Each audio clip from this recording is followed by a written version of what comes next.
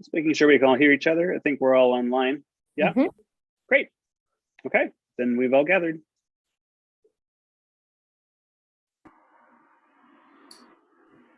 Okay, we're all here. I'm going to call this meeting to order. And this is the June 8th, 2022 meeting of the Facilities Committee of the Board of Trustees for the Pasadena Area Community College District. And all committee members are present. Moving on from call to order, agenda item A2 is public comment on non-agenda items. Are there any? No, sir. Okay, thank you. And then moving on to agenda item A3, approval of the minutes for the May 11th meeting. Do I hear a motion? Okay, I saw two hands, which counts as a motion. I'm trying to remember which one I missed. I know I missed budget. This was overlapping budget, right? I think I missed this one. I think I missed this one. You missed this one. I missed the budget one. Okay, yeah. So I have to make the motion. John, you motion, I'll second. And all in favor signify by saying aye. Aye. The minutes are approved and with one abstention. Thank you. And now we're going to move on to the meat of our agenda and the information items. Agenda item B. We're going to start with B1, the Seraphian project update. So team, take over here. Thank you. I'm going to share my screen and Richard is going to walk us through. Let's see if I can do this. All right. I hope you see the screen. Yes, we do. Yes. Thank you. Go ahead, Richard. Good evening, everyone. Hope everyone's doing well today. Pretty short update on Seraphian. We are now in the construction phase. So just a quick update is on phase 1 demo. We do have some claims and liquidated damages that we are working through that process with our council and the contractors council. We have a meeting tomorrow morning to discuss the items on the table, and we'll move forward from there depending on what is discussed. Council is recommending that we come to some sort of agreement, which I believe is possible. So that's kind of where we are with the demo phase. They have been off that contractor has been off site since January. They have left some minor open items on their punch list, but nothing that can't be resolved. Yes, Board Member Silver. Hi, who is at fault for, are we being sued or is the blame somebody else's? Well, let me unpack it real quickly. The contractor failed to complete the project within the contract time. So that put liquidated damages. We had liquidated damages, which can go either way in a contract. It can be against the owner or it can be against the contractor. If we held up the contractor, then they may have a claim because we held them up from completing their project on time. Unfortunately for the contractor, they were not able to complete their contract within the time period, and liquidated damages were assessed at roughly $2,500 a day. And they had about 100 days that we think should be assessed in those liquidated damages. There's a number, it's a little bit higher, but we can negotiate that number. Some of the challenges the contractor faced was they got into trouble with the South Coast Air Quality Management, AQMD. During their abatement process, they had a release of asbestos within the work site, and that pretty much shut them down for, I believe it was about 45 days, because they had to come up with a new procedure. They had to clean up the area before they could return their workers in. And then when they did return their workers back, they never returned the workforce to the level that we saw previous to the citation. So the project just lingered and lingered. On the other side of this, The contractor is claiming that they took out, that the plans were incomplete and that there was more asbestos than originally identified, and that they took out more asbestos, and they have a claim that they're trying to pursue for taking out additional material. That part of the claim from them, we've gone through legal counsel and we are unpacking it. Basically, the contractor used the estimated amounts, which throughout the contract documents were stated as estimated amounts and not to be used as the basis of bid. So when we did a takeoff, they basically blew the estimated costs. And so now they low bid the project. They use the estimated amounts from our abatement assessment instead of estimating the project as a contractor should. And subsequently, they were the lowest bidder. And this being a state funded project, we were required to go with the lowest bidder.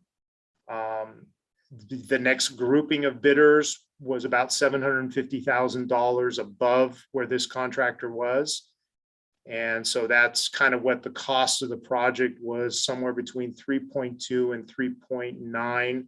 We had 3 bidders that estimated the project to cost that amount. And that's roughly what this contractor is trying to pursue, is what we call in the industry is what they left on the table.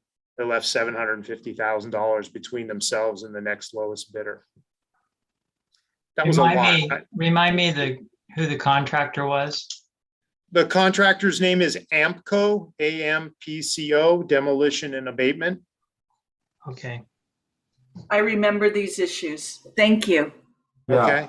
I know that was a lot to unpack. I know Jim probably got it, and John, but for someone who's not in the construction industry, that was a lot. So hopefully it wasn't, I was able to do that. So Richard, I understand. Richard, I'm going to interrupt with a question.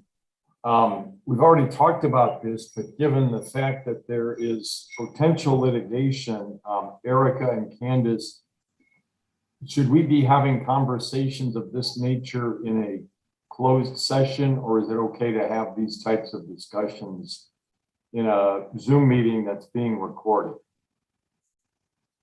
I think we can have general conversation about this. I think when we get to the point where we have reached an agreement, I think that needs to be in closed session, because the details of that would need to be confidential. But I think for the purposes of today, Richard was just sort of explaining what both sides of the equation look like, and he wasn't necessarily saying, they're definitely at fault, we're definitely at fault. It's just these are the facts. And this is a very standard process, unfortunately, with construction. But when we get to and when we get to the next part of the phase, then yes, it would be in closed session. Okay, so if we start discussing negotiations, for example. Yeah, we wouldn't do that. Yeah, we wouldn't discuss the negotiations here. If it came to that, would we do that in a closed session of this subcommittee, or would it be a closed session of the board? It would be a closed session of the board, because the entire board would be weighing in on that legal. It wouldn't be an appropriate thing for this subcommittee to recommend to the board for full approval. Okay, so Richard and Candace, as we, ask questions, if our questions step over the line and shouldn't be answered in this particular format, just let us know that. Yeah, I would let you know if I thought it was going in a bad direction. Okay, thank you, and carry on. Okay, well, let's get on to the good stuff. Phase 2 construction. PCL is on site. They're mobilized. June activity is right now they're doing some exploratory, and that's the picture you have up in the corner of the screen. June will be grading activities will begin. They will go till July. July and August, we'll start getting the bottoms of foundation, doing the excavation, starting with the rebar and hold down bolts, and then the concrete will start being placed. In the meantime, we have off-site steel fabrication. This will be for all basically the bones of the building, the skeleton. And then right now we're working through some supply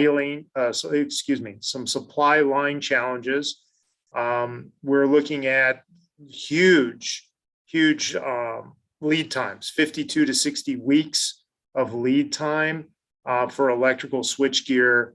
And so we have that worked in the baseline schedule, but there is some challenges out in the industry.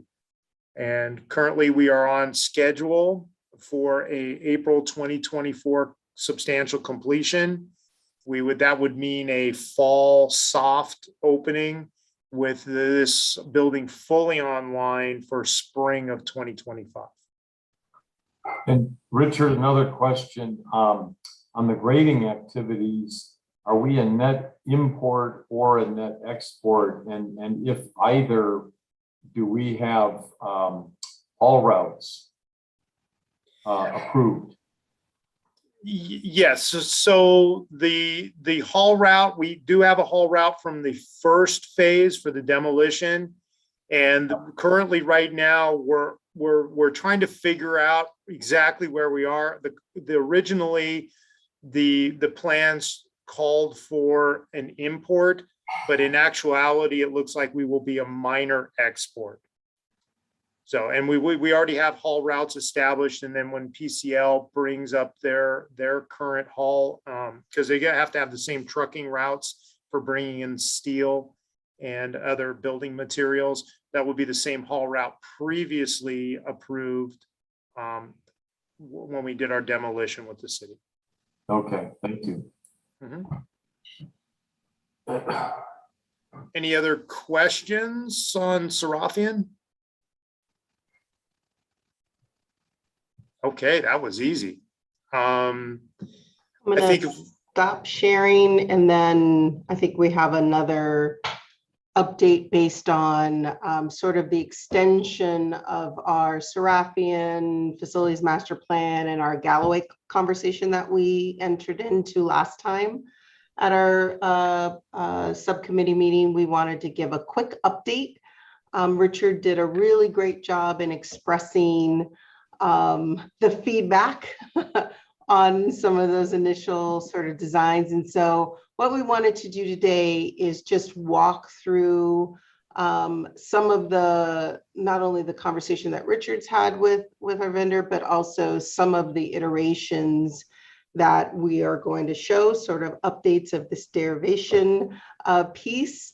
I think what we would do in terms of just choosing a final option, of course, we get a small group together of community members as well as this body to help us pick a path. So don't feel like we're trying to pick a path this evening, but we at least wanted to make sure that the options that are being discussed are in line with sort of where we're going and the general architecture of the campus. We just want to make sure that you feel heard and that those options that we're going to show and then work through this small working group kind of meet the thumbs up piece. So if that seems fair to everyone, I will find that document, get rid of the PowerPoint, and then show out, and then Richard will walk us through some of those pieces.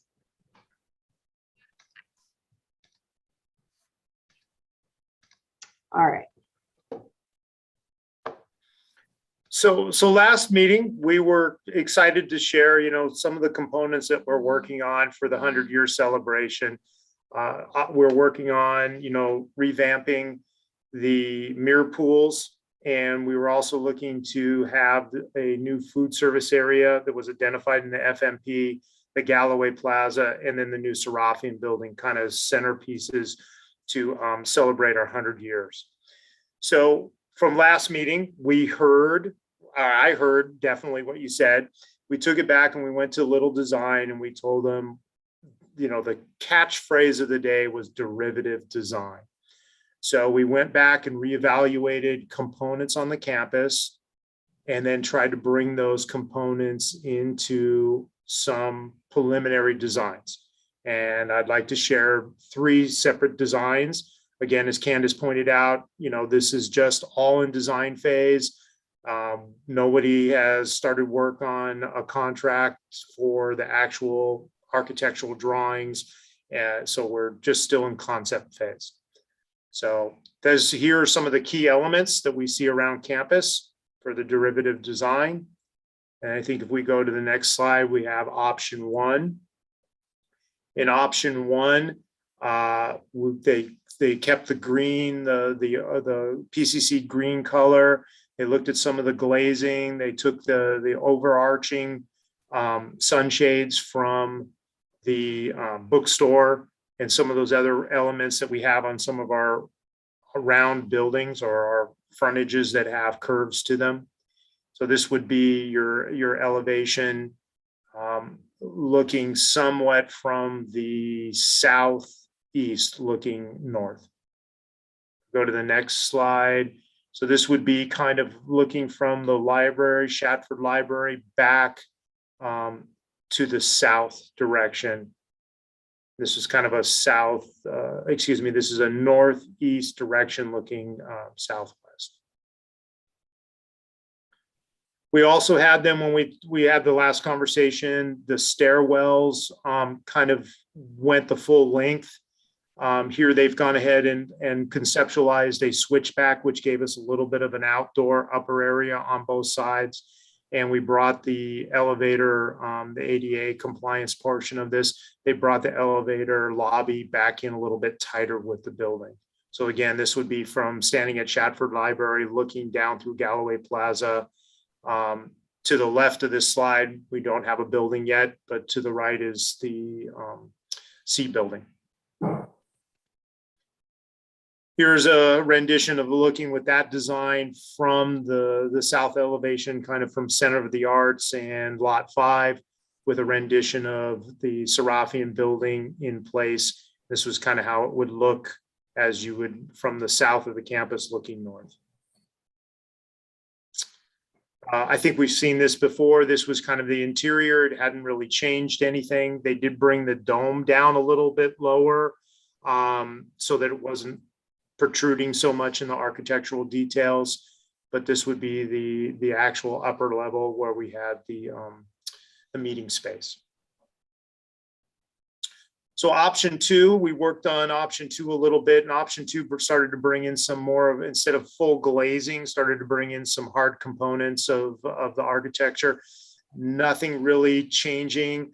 The dome, instead of being hidden by a screen wall, the dome is a little bit more pronounced in this picture, and we'll run through the same elevations that you just saw in option one, but with the lower portion in a hard shell with windows. Again, this would be your looking from the north to the south, and then this is directly from Shatford looking south. And then our elevation from the south looking north. And the final option was to carry the hard lines throughout the building. That kind of, as you see to your left, that kind of mirrors what's going on with the C building with the glazing, and then the stucco would be a hard line, just like the other buildings, to give it a little bit more of a derivative design. But the same elements that we've used before in the circular buildings with the overhang shading and the stairwells. Again, we can roll through that. That's going to be your different elevation views. I'm sorry, I don't see the difference between this and option two. So if we roll back, so Candace, if you can roll back, okay, whoop. So option two, roll one more back, please, Candace. So option two, you can see on the lower level, it is stucco. There's stucco hard component, and then the upper portion is all glazing, and the columns are inside the glazing. So it's all glass with the storefront aluminum windows. If you go to, that's option two. So when you go to option three, well, if you go back one, Candace, oh, well, that will work too. They, instead of the glazing on the second floor being complete, where those columns are on the interior, they went ahead and went with the stucco all the way up. And windows downstairs. Yeah, well, it's the same. 2 and 3 will be the same on the bottom. It's Oh. just from the floor line to the second floor, you're getting the stucco. The stucco is coming, you're getting a hard line out past the glazing. And so you're, instead of a wraparound of full glazing, your glazing panels are now broken up with a column to mimic what is going on in the background with the C building.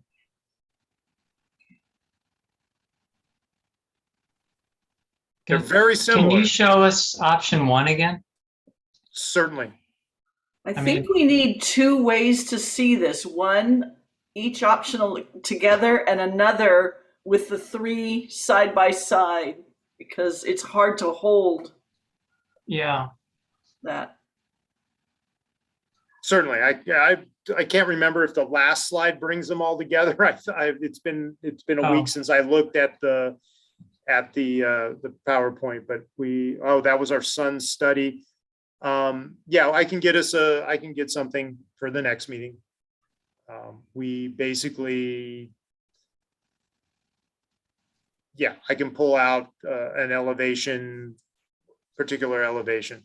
So the points in one, it's full glazing, and instead of the dome being exposed on the top, the dome is covered with a parapet wall. That's option 1. Option 2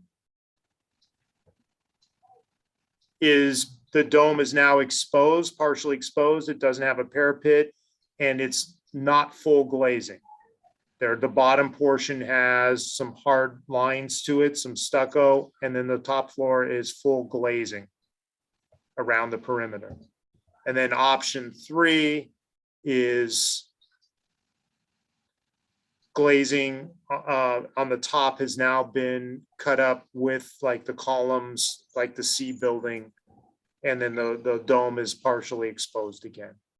But that's not a problem. We'll get the architect to pull all 3 slides or all 3 renditions on one slide.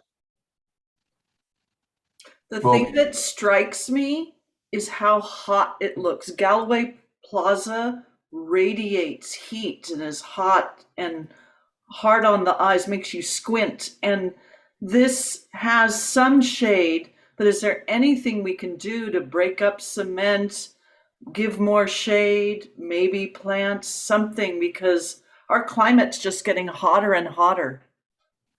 What you're not seeing in this design, which is something that we wanted to work on when we sat with the architect, this is just the building concept. The site work is we had talked about putting in some sunshades from one of the vendors that does a lot of the Shade USA, which has, some beautiful colored sails or something to catch that sun to give a little bit more shade around the perimeter of Callaway Plaza. So this was just the concept of the building. Like I said, we were trying to work out the master plan on just what is the footprint of the building. How do we ingress and egress from the building, those components. Once we get a design that is green lighted to go forward, we'll get a site adapt plan, which will have some of those other peripheral items, the shades that are located there. Does the ground have to be all cement? Can it be broken up with?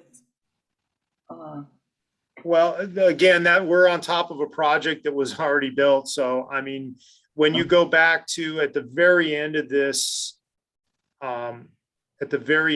presentation, they kind of give you a sun study of showing how the buildings, once Seraphian is built, here's the winter solstice. And that whole area is covered in shade from the footprint of the Seraphian building. And I think, Candace, you can roll through a couple of the other ones, and it kind of shows here's on the winter solstice at 4 p.m. the other way. But there aren't students on campus on December 21st. This is where you get the 12 hours of the day. That the only reason they do sun study is they look at it from the 12-hour period so that they can give you what a half and a half is. That's normally on sun studies, they do the solstice. There should be, Candace, is there another slide with the summer? Yeah, so here's your summer solstice, Okay. right? And then on summer solstice, so it throws a little, the building itself will throw a little bit of shade. What they're not showing you is the giant ficus tree that is right in between there on the northwest corner that actually provides a large amount of shade. Yeah, there is a huge amount of shade right there with the ficus. And again, remember this, we're picking up seating inside the whole lower section. And I'm sorry, Tammy, I'm just remembering that you weren't here when we showed some of the interior pictures, but the concept is that there's seating interior for students so that they don't, that when they come and pick up food, that they will be able to seat inside. So Can I ask a Richard, question John, on go this ahead, picture? please. Yeah, I have a question just on this picture. Because all the structures are basically round, and I'm getting it. But in this picture, I'm kind of noticing the entry to Shatford is about, at least it looks like in the picture, about the same proportion, and yet it's not exactly a circle. And I'm just wondering if you explored another idea besides a circle. Well, A cylinder, shall I say, maybe. Yeah. That's all. Again, we were trying to work within the previous project, which is bound with a circle. It's radius. So we have the radius seating that's there already, the concrete seating. We have the radius retaining walls, and it's kind of our footprint. Our base footprint is a circle. And so that's kind of what drove the circular design. So Richard, I like all three of them, and I want to thank you for going back to Little and asking them to go back to the drawing board and come up with something that is fits in more closely akin with all the buildings surrounding that. And I think you've done that with all three versions of this. And then we could micromanage it and say, whether we like 1, 2, or 3 better, but all of them, really pick up those architectural elements. I do have one question, and this might just be something that can't be done. Is there any way that we can maintain the circle shape in the exterior and bring those, I'm going to call them wings, indoors? And they're primarily for circulation, they're stairways. And that may not be possible, and I would not die on the hill for that. So that's really just a question. But again, I like all three of these because they are picking up elements from the surrounding buildings. I think it's much more compatible with the surrounding buildings than what we looked at last time. Sure. As I went back to the architect and said, is basically, can we do something with the arms and the nose? So the nose was basically the elevator lobby to the north, and then the arms they had on the east and west egress. So they kind of came back, and instead of having those large arms, they've kind of put a switch back to it. We picked it up a little bit. I mean, unfortunately, I need to have the egress. I mean, the only thing I could think of is if we extended those upper patios circular so that you had an outside seating area all the way around to the south. I still have to get us out somewhere, and they've got them right now. They have them emptying to the north, which is not confined by those cast in place walls, and it does narrow down. It narrows down significantly to the south as we go through the Boone Sculpture Garden. Yeah, so as I said, I wouldn't die on the hill for that. I can see where that would be a challenge to make those wings, the arms and the nose go away. And again, I do like all three of these because they are picking up the. So what I'm taking away now, like you said, we can talk about this until the cows come home. I heard what John just said about Shatford, and I saw the shape of Shatford. that the lobby part of Shatford, that's going to be something that I'm going to take away from this conversation. And then I don't know if Candace, if you can flip a couple more elevations on option 2. Stop there. Okay. So what you're not seeing, so I could almost see now is talking through Jim's thoughts is almost continuing this, the stairwell, how we have the cantilevered stairwell there. That's the egress, is bringing it all the way around the south to touch the other stairwell. And then you would have an exterior patio. I'm not quite sure how that might look, but that would give us additional outside seating under shade. As Tammy had said, you would have some more seating on the upper level with maybe a little bit more commanding view. I'd love that. I think people will love sitting on that upper deck. I think that'll be really popular. Yeah, and that's what I was driving a long time ago was the fact was possibly being able to open up the glazing so that you could have an evening where you could actually enjoy the interior exterior. But let me take a couple more of these thoughts back and kind of conceptualize it out. And as Candace said, we'll work through our stakeholders and committee members, and we'll come back with, I think we're going to come back. What is it? Third time's the charm, I think is what they usually say. I will come back with one more. I'll grind on them a little bit more, and we'll see what we Does can do. one way of building it make the building greener than the other, but easier on the environment, or a way to open the windows to let breeze through instead of always having air conditioning on? Or if one of the three has any kind of environmental benefit, that would be. Yeah, with that much glazing, the problem, there are low E glazings that reflect the light and the dual pane. So the problem, the other fine line here is the more of this architectural glass that I have in this building concept, the higher the cost is going to be. So that's another factor that we have. And that's why we were trying to, option 1's great. And I'd almost go back with John on that one. It almost looks like Atlantis or a space alien because it's got so much glazing, and it's going to be for me on the maintenance side, it's going to be a nightmare for me cleaning the glazing. And then from an energy standpoint, we're going to have sunshades or blinds or something to keep it at a moderate temperature. As far as green goes, our design will be in line with DSA, with Title 24 and the energy requirements. So that's what the architect is always going to design to. And then also with DSA, we're getting away from natural gas. So the carbon footprint, they're really pushing electric appliances.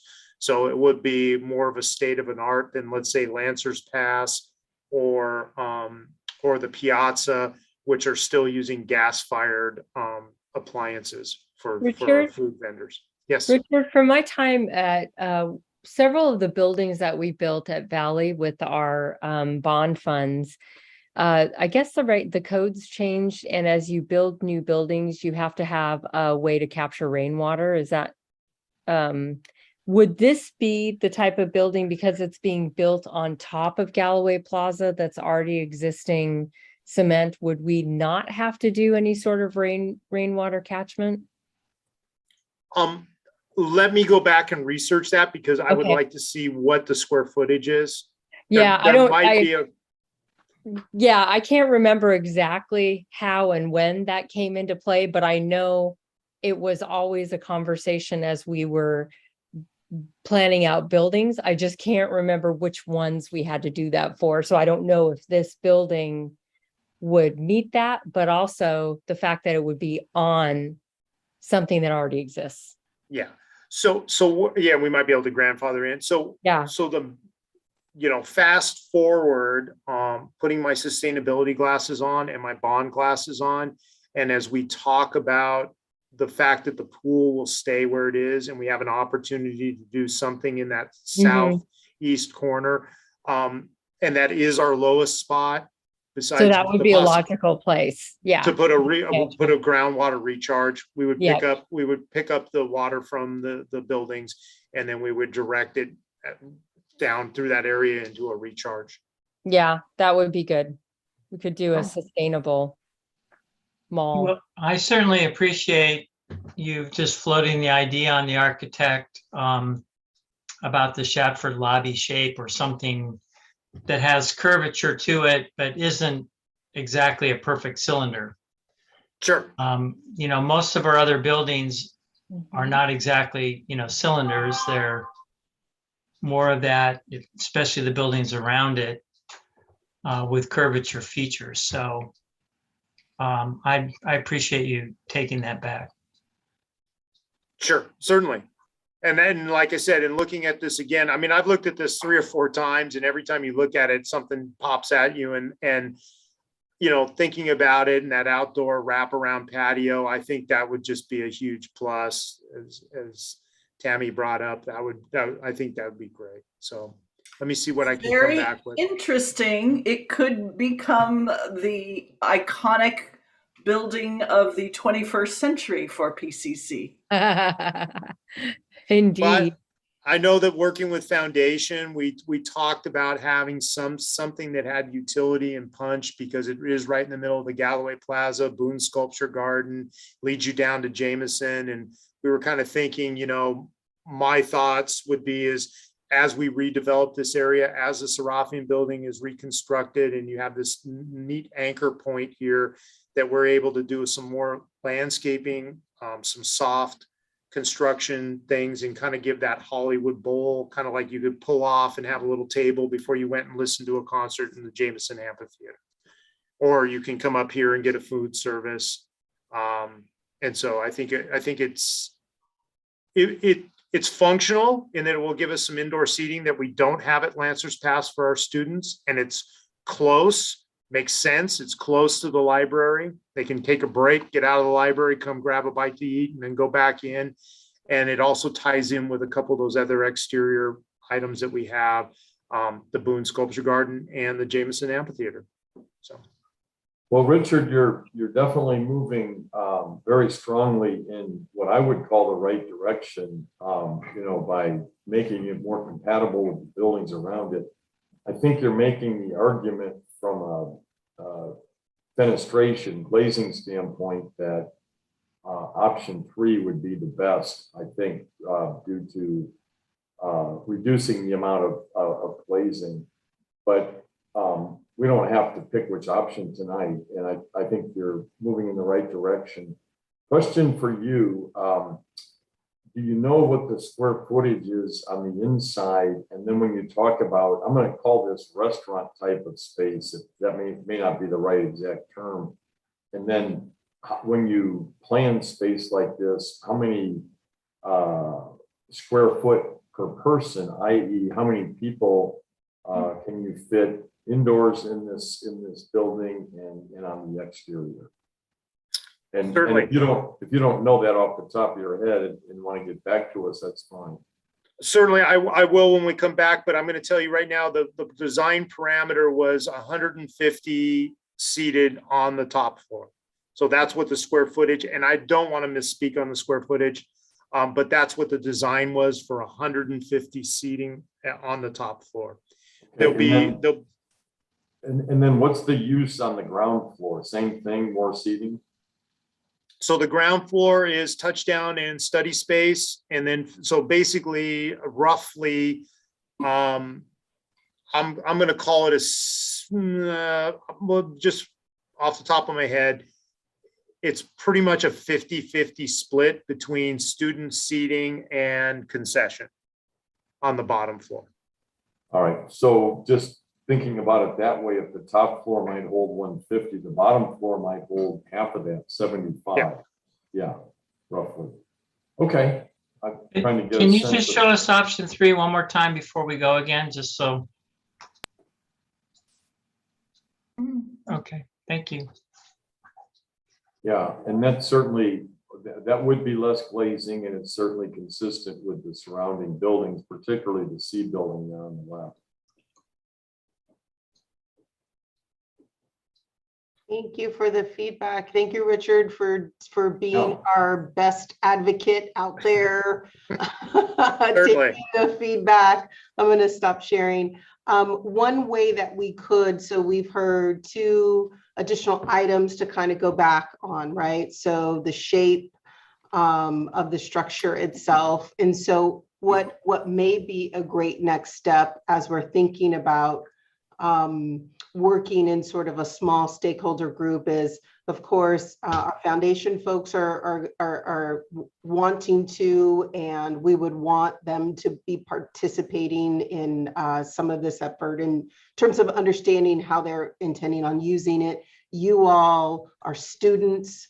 And so getting together a small sort of working group so that we're not coming back and then we go to this other group and then we come back and then you're like, well, I don't know. You know, I think there may be some great synergies as we're thinking about how we want to work together with these other stakeholders, that Richard and I will put our heads together along with Erica and figure out what's the best way to do that, so that when we come back finally after all of these conversations and present some new ideas, it doesn't feel like the trustees are sort of on the outside of the process, but that they're actually sort of helping to co-create. So we'll brainstorm about that as well, and then get back to you on that.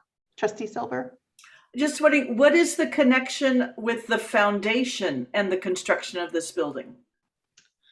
So the foundation has been gracious in helping, or at least committing to some fundraising efforts on this piece. I think also we don't really have a great space on campus today in order, and maybe Erica, you want to speak to that a little bit? Yeah, I think that's part of the reason the foundation would be involved is that it would be a great space, especially that second floor, to have events and to bring donors to campus.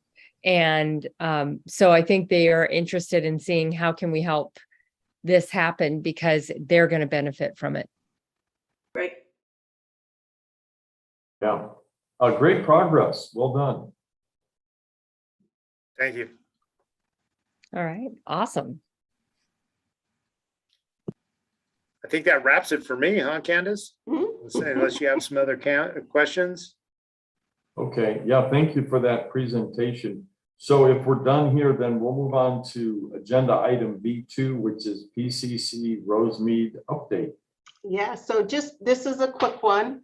So we've been in continued conversation with our realtor. We've actually started to reach out in some of the areas, particularly Rosemead, Temple City, El Monte, around. We're sort of surveying charter schools in those areas or spaces where charters have taken. So not only are we experiencing some enrollment declines, but some of the educational institutions in those areas may be as well, or at least we see that across the state. And so we're trying to be creative and proactive about if there are some opportunities there that are already permitted for use that we could pursue.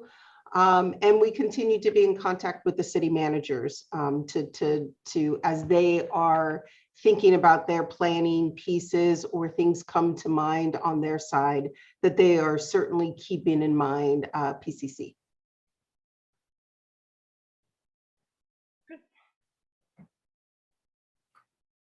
Okay, so that's it for B2, correct? That's correct. All right. Unless there are any questions. Great.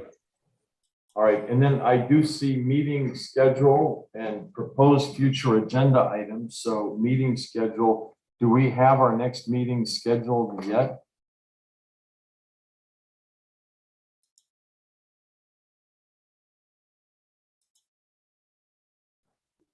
I don't think we do. Do we? I don't think we do have it. Okay. Now, next week, Candace, next week is when we're going to be talking about the bond. So the bond is actually, you mean at the board meeting? Yes. At the board meeting, Oh, yes. Because Yeah. next So hour, we're going to be, or next.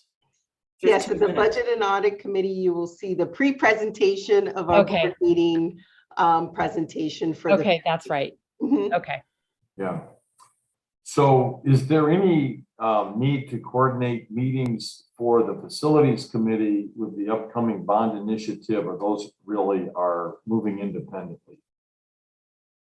I don't think so. I think we're going to, so on the budget and audit subcommittee, that committee will meet again in July because Okay, so when we get into that agenda at the next one, you will see that we need to schedule one because we want to give some update on our bond survey, resurvey benchmarking to the subcommittee, and then present that again out to the board of trustees at the July meeting.